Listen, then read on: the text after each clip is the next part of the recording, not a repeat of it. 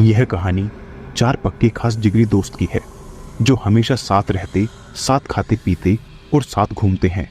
इन चार दोस्तों के तो दो ग्रुप बटे हुए थे, जिनमें अजय और पिंकू, मीत और मोनू साथ रहते थे।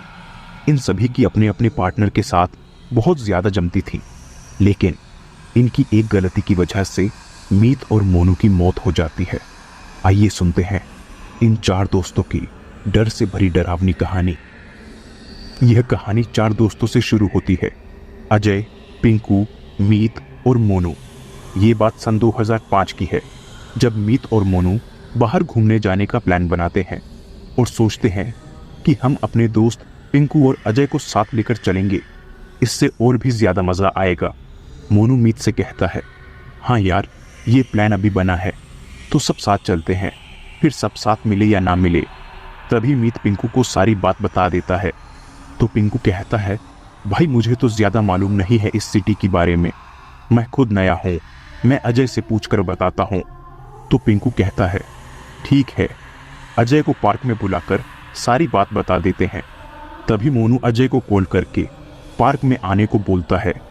अजय अपने धीरे धीरे कदमों से पार्क में आकर बोलता है, बोलो क्या बात है, मुझे बहुत दिनों के बाद याद किए। मीत अजय को सारी बात बता देता है। फिर अजय कहता है, मैं एक सजेशन दूं, तुम डरोगे तो नहीं? सभी दोस्त कहते हैं, तुम हमें हल्के में ले रहे हो क्या? बिंदास बताओ अजय, हम जाने को तैयार है। अजय कहता है, मेरा तो ऐसी जगह जाने का मन है जहां पर सुनसान रास्ता हो और भूत रहते हो। ये सुनकर हर जगह सन्नाटा हो जाता है। फिर अजय कहता है, हमारे चारों के अलावा और भी कोई नहीं है। बाकी लोग कहते हैं, ठीक है, फिर कल का प्लान बनाते हैं। बाकी सभी चलने का प्लान बना लेते हैं, लेकिन पिंकू बोलता है, मैं नहीं आऊँगा तुम लोगों के साथ, तुम्हें जहाँ जाना है वहाँ जाओ। अजय पिंकू से कहता है, क्या हुआ यार, ऐसा मत कर, तू नहीं जाएगा तो तेरे बिना मैं कैसे जा सकता हूँ? पिंकू बोलता है, अरे तुम बोल रहे हो ना, सुनसान सी अंधेरी भयानक डरावनी जगह चलते हैं जहाँ भूत का साया हो। मुझे ऐसी जगह जाना पसंद नहीं है, इसलिए तुम सब जा सकते हो। मीत पिंकू से कहता है, अरे पिंकू तुम बताओ तुम्हें कहाँ जाना है, हम वहाँ चलेंगे। पिंकू कहता है, मैंने सुना है हनुमानगढ़ जिले के गोगामेड़ी गांव में भाद्रपद का मेला लगा है और वहाँ लाखों की संख्या में लोग दर्शन करने के लिए आते हैं, तो क्यों ना हम सभी वही चले और इस बहाने भगवान का नाम भी ले लेंगे। पिंकू की बात सुनकर सभी लोग हाँ कर देते हैं और डिसाइड करते हैं मोनू अपनी कार ले जाएगा, मीत कार में पेट्रोल भरवाएगा, पिंकू खाने पीने का हिसाब देख लेगा और अजय फोटोग्राफी अच्छी करता है, इसलिए अजय फोटोग्राफी कर लेगा। वैसे भी अजय के पास पैसे तो होते नहीं है देने के लिए। मीत, मजाक कर रहा हूँ, सीरियस मत होना अजय। अजय, कोई बात नहीं। उसके बाद सभी लोग अगले दिन शाम 6 बजे घर से निकलने का प्लान बनाते हैं। फिर अगले दिन सभी लोग अपने प्लान के मुताबिक जाने के लिए तैयार हो जाते हैं। सुबह उठकर हल्का नाश्ता करके घर से शाम के 6 बजे निकल जाते हैं। मीत गाड़ी चला रहा होता है। सभी लोग एडवेंचर करने के बारे में सोचते हैं और साइड में उसका दोस्त मोनू बैठा रहता है। दोनों प्लानिंग करने लगते हैं, हमें पिंकू को डराना है। इस तरह से सभी दोस्त हंसी मजाक करते हुए और गाना सुनते हुए जा रहे होते हैं। रोड के चारों ओर जंगल होता है, जिसकी वजह से रास्ता भी बहुत सुनसान होता है। कुछ दूर जाने के बाद अचानक से मौसम खराब हो जाता है, जिसकी वजह से आंधी तूफान आने लगते हैं। मौसम को देखकर ऐसा लगता है जैसे कि अभी बारिश होने वाली हो। चारों तरफ अंधेरा छा जाता है, जिसे देखकर सभी लोग बात करने लगते हैं, भाई मौसम खराब होने से पहले अगर हमें कहीं होटल वगैरह मिल जाए तो बहुत अच्छा होगा। ये बात करते हुए मीत गाड़ी चला रहा होता है। कुछ दूर जाने के बाद सुनसान राह पर गाड़ी अचानक से खराब हो जाती है। उस रास्ते पर उन चारों के अलावा कोई भी नहीं रहता है, सिर्फ पेड़ पौधे थे। हर तरफ एक अजीब सा सन्नाटा छाया हुआ था और रात भी बहुत हो चुकी थी, जिसे देखकर पिंकू को डर लगने लगता है और पिंकू कहता है, यार गाड़ी से बाहर मत निकलो, ये जगह बहुत अजीब और डरावनी लग रही है, क्या पता क्या हो जाए। अजय कहता है, यार पिंकू तू ना बहुत डरपोक है, ऐसा कुछ भी नहीं है, बाहर चलकर देखते हैं। सभी लोग गाड़ी से बाहर निकल जाते हैं और हर तरफ देखते रहते हैं। लेकिन उन्हें दूर दूर तक कोई नजर नहीं आता है। चारों तरफ ठंडी ठंडी अजीब सी हवा आ रही होती है। तभी अजय कहता है, भाई यहाँ तो मजा आ रहा है, कितना सुकून है यहाँ की हवाओं में। मोनू और मीत कहते हैं, हाँ भाई सुकून तो है, लेकिन इस जंगल में करे भी क्या, यहाँ दूर दूर तक कोई नजर भी नहीं आ रहा है। तभी पिंकू कहता है, भाई मुझे तो बहुत डर लग रहा है, क्योंकि ये जगह ठीक नहीं लग रही है। सभी लोग पिंकू की बात सुनकर हंसते हैं और कहते हैं, भाई तू तो फट्टू है, जा जाकर गाड़ी में बैठ जा। पिंकू जैसे जैसे गाड़ी की ओर बढ़ता है, तभी वहां एक अजीब सी डरावनी आवाज आने लगती है, जिसे सुनकर सभी लोग डर जाते हैं और पिंकू भागकर वापस अपने दोस्तों के पास आ जाता है। तभी मीत मोनू से कहता है, मोनू सारी गलती तेरी है, तेरी वजह से हम इस डरावने जंगल में फंस गए हैं। तेरी खटारा गाड़ी इस जंगल में बंद हो गई और अब चलने का नाम ही नहीं ले रही है। साले कंजूस कहीं के, लगता है तुमने सर्विस नहीं करवाई होगी। तभी मोनू मीत से कहता है, चुप कर मीत, गलती भी तो तेरी है। अगर तुझे गाड़ी चलाना नहीं आता तो क्यों चला रहा था? तेरी गलती की वजह से हम इस जगह फंस गए हैं और उल्टा तू मुझे ब्लेम कर रहा है। इसी तरह मोनू और मीत एक दूसरे से झगड़ा करने लग जाते हैं, लेकिन वहां सन्नाटा और अंधेरा होने के बावजूद अजीब अजीब आवाजें आ रही थी, जिसे सुनकर सभी को और भी ज्यादा डर लगने लगता है। दूर दूर तक काला अंधेरा छाया हुआ रहता है। मीत और मोनू अपनी गलती पर बहुत उदास होते हैं और बोलते हैं, हमें बाहर जाने का प्लान नहीं बनाना चाहिए था। इसी बात को लेकर सभी लोग उदास हो जाते हैं और अपनी गलती पर पछतावा करने लगते हैं। लेकिन मौसम और भी खराब होता जा रहा था और आंधी तूफान रुकने का नाम नहीं ले रहे थे, जिसे देखकर पिंकू को बहुत डर लग रहा था। पिंकू अपने तीनों दोस्तों से कहता है, यार यहाँ से जल्दी निकलो, मुझे बहुत डर लग रहा है और तुम दोनों लड़ाई कर रहे हो। ये जगह तो देखो कितनी डरावनी और खतरनाक है। मैंने तो पहले ही बोला था, मुझे डरावनी चीज़ों से बहुत डर लगता है। तभी अजय बोलता है, पिंकू मेरे होते हुए तुझे टेंशन लेने की कोई भी ज़रूरत नहीं है, मैं तेरे साथ हूँ और वैसे भी मुझे थोड़ा बहुत मैकेनिक का काम आता है, तो शायद मैं गाड़ी ठीक कर दूँ। अजय की बातें सुनकर सभी खुश हो जाते हैं और बोलते हैं, भाई जल्दी से ठीक करो गाड़ी को। और उसके बाद अजय गाड़ी ठीक करने में व्यस्त हो जाता है। कुछ टाइम बाद गाड़ी ठीक हो जाती है और अजय बोलता है, चलो हो गई गाड़ी ठीक, जल्दी से गाड़ी में बैठ जाते हैं और यहाँ से चलते हैं। सभी लोग धीरे धीरे अपने डरे कदमों से गाड़ी की ओर आते हैं। अजय कहता है, भाई पिंकू कहाँ चला गया, नजर नहीं आ रहा है। तभी मीत कहता है, अभी तो यहीं पर था, शायद गाड़ी में बैठ गया हो, क्योंकि उसे डर लग रहा था। सभी पिंकू को गाड़ी में देखते हैं, लेकिन पिंकू गाड़ी में भी नजर नहीं आता है। सब लोग पिंकू को गाड़ी के चारों तरफ ढूंढते और बुलाते हैं, लेकिन पिंकू दूर दूर तक नजर नहीं आता है। सब बहुत परेशान हो जाते हैं। अजय उदास मन से कहता है, बेचारा पिंकू पहले से इतना डरा हुआ था और अब कहाँ चला गया। मीत कहता है, अरे यार हमारे साथ ये क्या हो रहा है, कहीं सच में कोई भूत तो नहीं है। अजय कहता है, हम सभी पिंकू को ढूंढने चलते हैं, शायद हमें मिल जाए। मोनू कहता है, भाई मैं कहीं नहीं जा रहा हूँ, मुझे तो वैसे भी डर लग रहा है। यहाँ हर जगह पेड़ और बहुत सन्नाटा है और अंधेरा भी बहुत है। इस अंधेरे में कहाँ जाओगे पिंकू को ढूंढने के लिए। अजय कहता है, कोई बात नहीं, तुम दोनों गाड़ी में मेरा इंतजार करो, मैं पिंकू को ढूंढने जा रहा हूँ। मोनू बोलता है, ठीक है, हम दोनों गाड़ी में हैं, जल्दी से आना। अजय पिंकू को पूरे जंगल में ढूंढता, लेकिन पिंकू नजर नहीं आता है।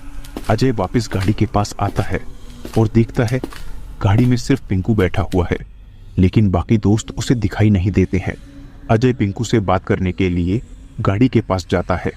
इतने में मीत और मोनू आ जाते हैं और पूछते हैं, भाई अजय पिंकू कहाँ मिला तुझे।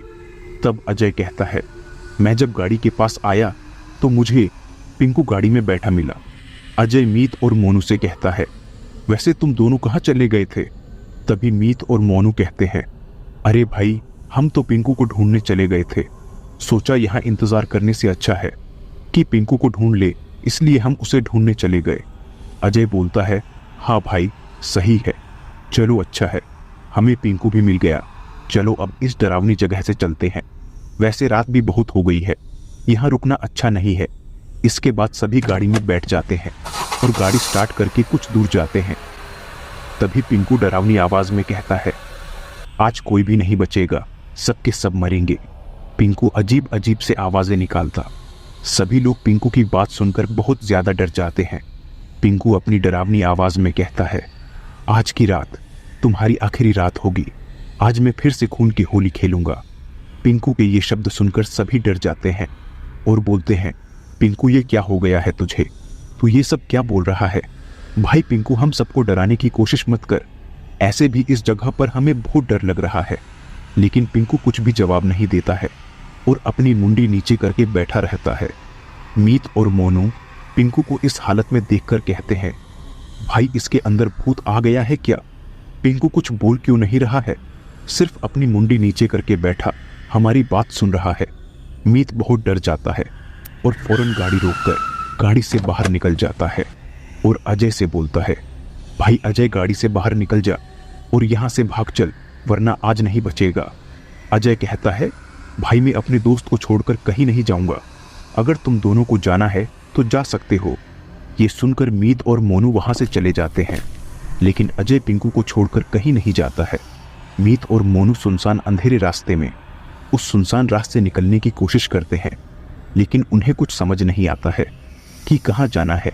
मीत मोनू से कहता है, भाई यहाँ तो हर तरफ अंधेरा है, कुछ नजर भी नहीं आ रहा है, ऐसे में हम कहाँ जाएंगे? तभी अचानक जोर जोर से हवाएं चलने लगती है और बिजली भी कड़कने लगती है। उसी वक्त बारिश होना भी शुरू हो जाती है। मीत और मोनू बारिश से बचने के लिए भागते रहते हैं और एक पेड़ के पास जाकर खड़े हो जाते हैं, जहां पर उन्हें एक घर दिखाई देता है। मीत और मोनू के पास उस घर में जाने के अलावा कोई और ऑप्शन नहीं रहता है। मीत और मोनू सोचते हैं, आज इसी घर में रेस्ट कर लेते हैं और सुबह होते ही यहां से चले जाएंगे। इतना सोचकर ये दोनों उसी घर के दरवाजे के पास जाकर खड़े हो जाते हैं, लेकिन वहां कोई नजर नहीं आता है। दोनों जन जोर जोर से दरवाजा खटखटाते रहते हैं तो बाहर एक बूढ़ा आदमी आता है। उस बूढ़े आदमी की हालत बहुत खराब होती है। उसके बदन पर फटे हुए कपड़े और हाथ में एक लालटेन होता है, जिसे देखकर ऐसा लगता है जैसे कि काफी सालों से ये बूढ़ा आदमी इसी जंगल में रहता हो। बूढ़ा आदमी दोनों जन से कहता है, तुम दोनों कौन हो और इतनी रात में यहाँ क्या कर रहे हो? बूढ़ा आदमी मोनू और मीत से अजीब तरह से कहता है, अगर तुम दोनों अपना भला चाहते हो तो जल्दी से यहाँ से चले जाओ, इसी में तुम दोनों की भलाई है। मीत बोलता है, दरअसल हमें बहुत डर लग रहा है, रात भी बहुत हो चुकी है और इस सुनसान रास्ते पर कुछ नजर भी नहीं आ रहा है। हमें कुछ समझ नहीं आ रहा है कि हम कहां और किस तरफ जाए, और उतने में बारिश भी होने लगी। बस इसीलिए आपका घर देखकर हम आ गए। सिर्फ आज रात के लिए हमें कोई कमरा दे दो, आपका बहुत आभार होगा। मीत उस बूढ़े आदमी से कहता है, प्लीज अंकल जी, आज रात के लिए कोई भी एक कमरा दे दो, हम इसके बदले आपको कुछ पैसे भी दे देंगे। बूढ़ा आदमी अपने गुस्से अंदाज में कहता है, तुम पैसों का घमंड किसे दिखा रहे हो? मैं कोई पैसों का भूखा नहीं, मैं तो खून का प्यासा हूं। इतना सुनकर मोनू की हालत खराब हो जाती है। मोनू अपने डरे अंदाज में कहता है, भाई मुझे यहां नहीं रहना है, मुझे तो इस बूढ़े आदमी से ज्यादा डर लग रहा है। मीत मोनू से कहता है, डर क्यों रहा है, अंकल जी तो मजाक कर रहे हैं। तभी बूढ़ा आदमी कहता है, अगर तुम्हें कमरे की ज्यादा जरूरत है तो मैं तुम्हें कमरा देने के लिए तैयार हूं, लेकिन तुम्हें मेरी एक बात माननी होगी।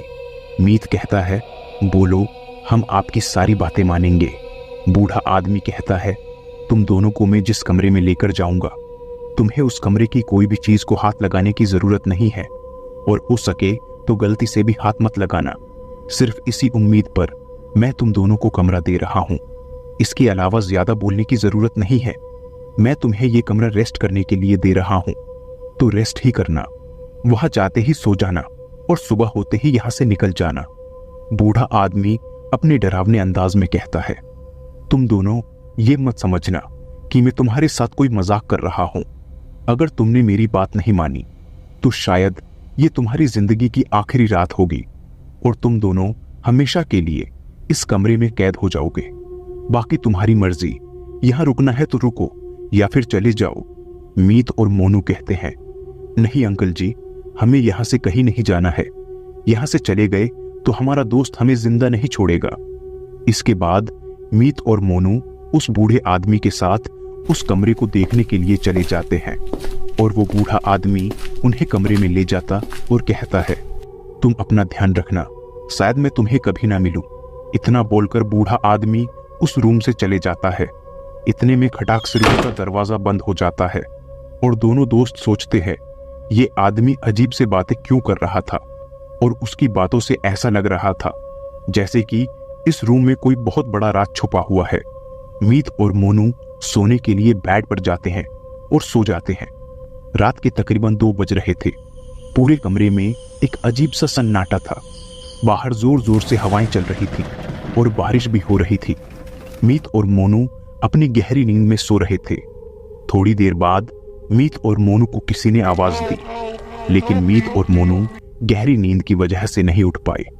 उस कमरे में रोने और चिल्लाने की अजीबोगरीब आवाजें आने लगी। ये सुनकर मीत और मोनू की अचानक से नींद खुलती है। मीत मोनू से कहता है, भाई ये आवाज कैसी थी? कहीं वो बूढ़ा आदमी हमें बुला तो नहीं रहा है? मोनू कहता है, शायद हाँ, चलो एक बार देख लेते हैं। मीत और मोनू कमरे के बाहर जाकर देखते हैं तो उन्हें कोई भी नहीं दिखाई देता है। इनफैक्ट वो बूढ़ा आदमी भी नजर नहीं आता है। मीत और मोनू सारे कमरे में देखते और उस अंकल को बुलाते हैं, लेकिन कमरे में कोई भी नजर नहीं आता है। थोड़ी देर बाद उस कमरे की खिड़की जोर जोर से खुलती और बंद होने लगती है। उस रूम का दरवाजा अचानक से खुलता और फिर जोर से बंद हो जाता है। ये सब देखकर मीत और मोनू बहुत डर जाते हैं और इस रूम से बाहर जाने की पूरी कोशिश करते हैं। मीत और मोनू दरवाजे को जोर जोर ठोकते हैं, लेकिन दरवाजा खुल नहीं रहा था, जैसे कि किसी ने बाहर से बंद कर दिया हो। मीत और मोनू आपस में बात करते हुए कहते हैं, भाई अब क्या होगा? हम इस जगह पर फंस गए हैं और अब तो वो बूढ़ा आदमी भी नजर नहीं आ रहा है। मुझे तो बहुत डर लग रहा है, कुछ समझ नहीं आ रहा है, क्या करे? मीत मोनू से कहता है, भाई मोनू, हमसे बहुत बड़ी गलती हो गई है। हमें अजय और पिंकू को अकेले छोड़कर नहीं आना चाहिए था। बेचारे क्या पता कहाँ होंगे और कैसी हालत में होंगे। इतना बोलकर दोनों चुप हो जाते हैं और बाहर जाने के बारे में सोचते ही रहते हैं। अचानक मीत और मोनू के पीछे वाले बेड के पास से जोर जोर से चिल्लाने की आवाज आने लगती है, जिसे सुनकर मीत और मोनू बहुत डर जाते और चिल्लाने लगते हैं। मोनू अपने डरे अंदाज में कहता है, कौन है वहां पर? हमें क्यों परेशान कर रहे हो? वो आवाज अचानक से बंद हो जाती है, जैसे कि उस कमरे में कोई भी नहीं है। हर तरफ एक अजीब सा सन्नाटा छा जाता है। थोड़ी देर बाद मीत और मोनू धीरे धीरे अपने डरे हुए कदमों से उस बेड की तरफ जाते और देखते हैं, लेकिन उन्हें वहां पर कोई भी नजर नहीं आता है। मीत और मोनू उसी बेड पर बैठ जाते हैं। थोड़ी देर बाद बेड के नीचे से एक कटा हुआ हाथ मीत के पांव को खींचता है, जिसे देखकर मीत जोर जोर से चिल्लाने लगता है। मोनू मीत को ऐसी हालत में देखकर जोर से चिल्लाने लगता। मीत अपने पांव को छुड़ाकर जोर जोर से रोने लगता है। मोनू खिड़की से बाहर आवाज देता, लेकिन रात ज्यादा होने की वजह से कोई भी नजर नहीं आता है। मोनू जैसे ही पीछे मुड़ता, उसे एक अजीब जला हुआ चेहरा दिखाई देता है, जिसे देखकर मोनू फौरन नीचे गिर जाता और मोनू की मौत हो जाती है। ये देखकर मीत के हक्के बक्के उड़ जाते हैं। मीत भागकर मोनू के पास आता और मोनू को उठाता रहता है, लेकिन मोनू कुछ जवाब नहीं देता है। फिर एक अजीब सी आवाज आती। ये आवाज उसी बूढ़े आदमी की होती है, जो कहता है, मीत, मैंने कहा था शायद ये रात तुम्हारी आखिरी रात होगी। इतने में एक लड़की की जोर जोर से हंसने की आवाज आने लगती है, जिसे सुनकर मीत के तोते उड़ जाते हैं। मीत जोर जोर से चिल्लाकर कहता, क्यों मुझे परेशान कर रहे हो? मैंने तुम्हारा क्या बुरा किया है? प्लीज मुझे जाने दो। लेकिन उसे कुछ भी जवाब नहीं मिलता। मीत बहुत ज्यादा डरा और घबराया हुआ होता है। उसे कुछ समझ नहीं आता है कि अब क्या करना है। मीत उस डरावने कमरे में अकेले होता है। मीत पूरी कोशिश करता उस घर से बाहर जाने की, लेकिन नहीं जा पाता है। मीत उस रूम में अपनी हालत पर रोता रहता है। धीरे धीरे उस रूम का दरवाजा खुल जाता। मीत की नजर सीधे दरवाजे पर जाती, जिसे देखकर मीत बहुत खुश हो जाता है। मीत बाहर जाने के लिए जैसे ही उठता, उसे दरवाजे पर एक लड़की खड़ी हुई दिखाई देती है, जिसकी आंखें लाल और चेहरा जला हुआ रहता है। मीत उस लड़की को देखकर अपने कदमों को आगे बढ़ा नहीं पाता है। मीत अपनी जगह पर रुक जाता। वो लड़की मीत को घूर घूर के देखती रहती है, जिसे देखकर मीत की सांसें अटक जाती। मीत जोर जोर से सांस लेता रहता है, लेकिन वो लड़की मीत को देखकर अपनी भयानक आवाज में रोती रहती है, जिसे सुनकर मीत की मौत हो जाती है। दोस्तों, ये कहानी यहीं पर समाप्त होती है, लेकिन अगर आपके साथ कोई डरावनी घटना घटी है तो हमें कमेंट में अपनी कहानी जरूर बताइए, ताकि हम आपकी कहानी अपने चैनल पर अपलोड कर सके। और ये कहानी आपको कैसी लगी हमें कमेंट करके जरूर बताइए। और ऐसे ही सच्ची भयानक डरावनी कहानी सुनने के लिए हमारे चैनल को अभी सब्सक्राइब करें। मिलते हैं आपसे फिर एक और सच्ची डरावनी घटना के साथ।